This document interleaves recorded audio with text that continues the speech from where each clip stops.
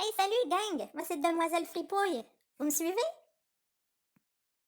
Fripouille! Fripouille! Hé! Attends-moi!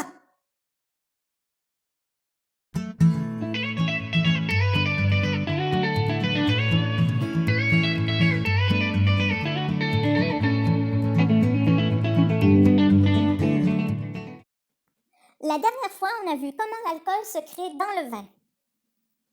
Aujourd'hui, on va s'intéresser à comment on fabrique le vin. Et on commence tout de suite avec la vinification en rouge. Oui!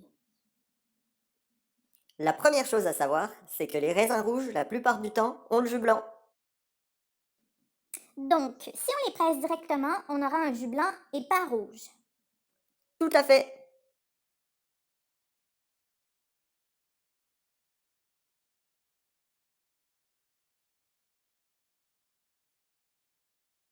Bah, alors comment on fait du vin rouge?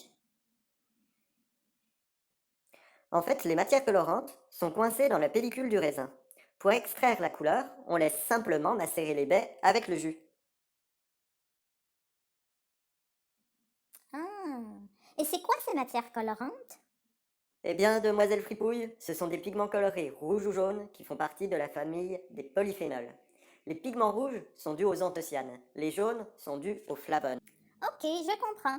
Mais comment on fait pour les extraire, ces pigments? Parce que sur un même cépage, on peut trouver des vins rouges très foncés et d'autres très clairs. Bah ouais, tu sais, il y a plusieurs facteurs qui influencent l'extraction des polyphénols.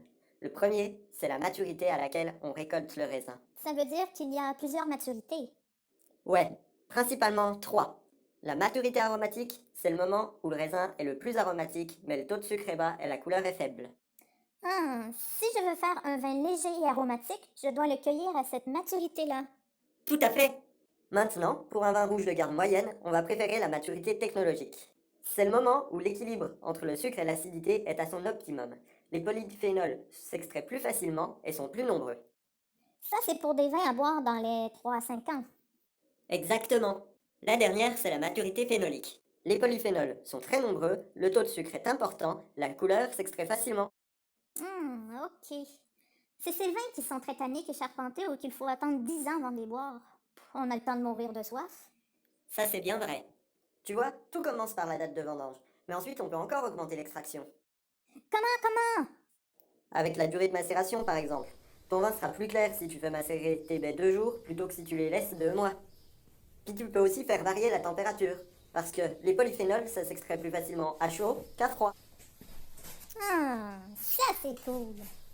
Après, t'as aussi les moyens mécaniques, comme le foulage, les pigeages, les remontages et le délestage.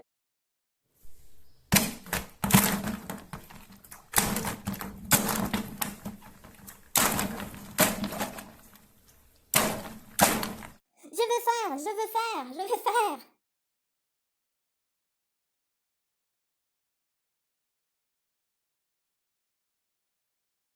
Ça permet de mettre plus en contact le jus avec les baies. De cette manière, on augmente l'infusion des polyphénols vers le jus. Bien sûr, il y a encore d'autres méthodes. Vous trouverez d'ailleurs en description plus d'informations sur les différentes macérations. Prochainement, nous parlerons de vinifs un peu spéciales comme la macération carbonique. Alors n'hésitez pas, abonnez-vous. Et mettez un pouce bleu.